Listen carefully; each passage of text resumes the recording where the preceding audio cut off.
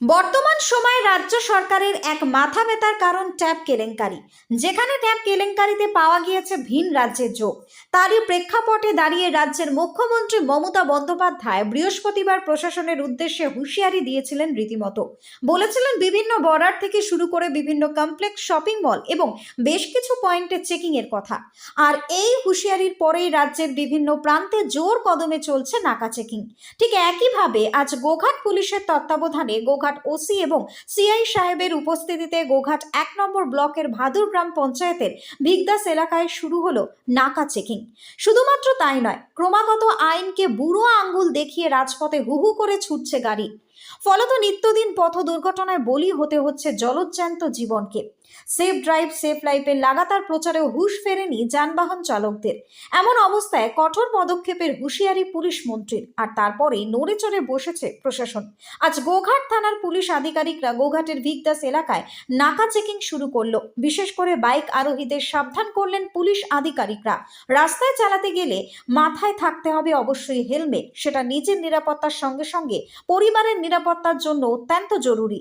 এছাড়াও গাড়ির কাগজপত্র, ড্রাইভিং লাইসেন্স কাছে রাখার কথা স্মরণ করিয়ে দেন গোঘাট পুলিশ।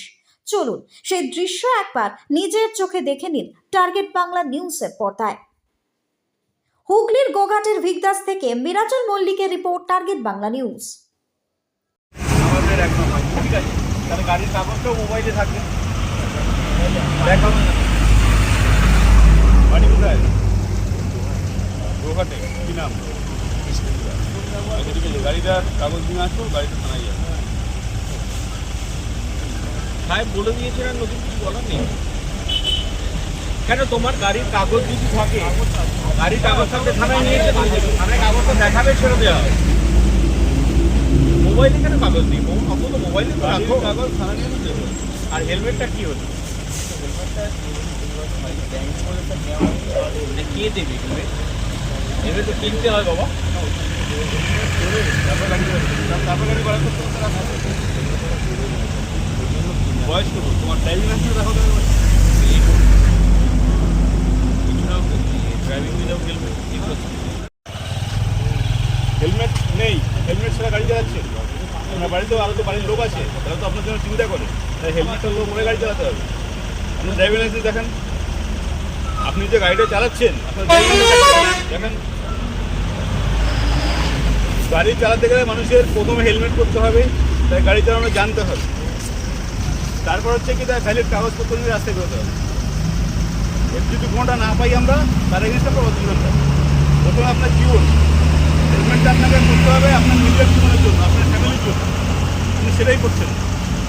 আপনি বড় অপরাধ করছেন, কি অপরাধ করছেন না করছেন? অপরাধ হচ্ছে তো।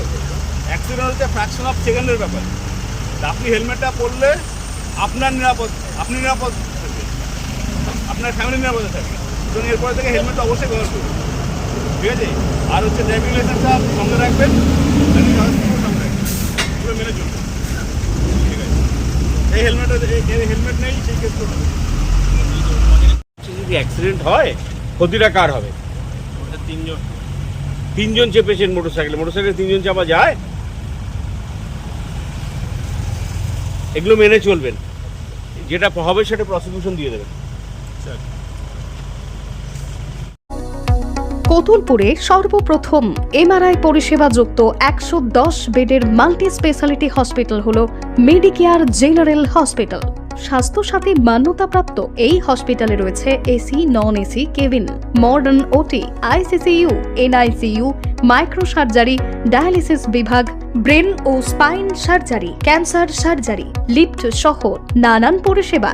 এছাড়াও রয়েছে সিটি স্ক্যান পরিষেবা যুক্ত নিজস্ব ডায়াগনস্টিক সেন্টার, ডক্টর চেম্বার্স, ওষুধের দোকান সহ ২৪ ঘন্টা অ্যাম্বুলেন্স পরিষেবা। ২৪ ঘন্টা অ্যাক্সিডেন্ট এমার্জেন্সি। রোগীর সুচিকিৎসা, সুপরিষেবা এবং সুস্বাস্থ্যই হল আমাদের মূল লক্ষ্য।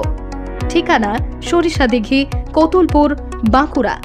যোগাযোগ নম্বর 9434216662 অথবা যোগাযোগ করুন 9732212924 এই নম্বরে।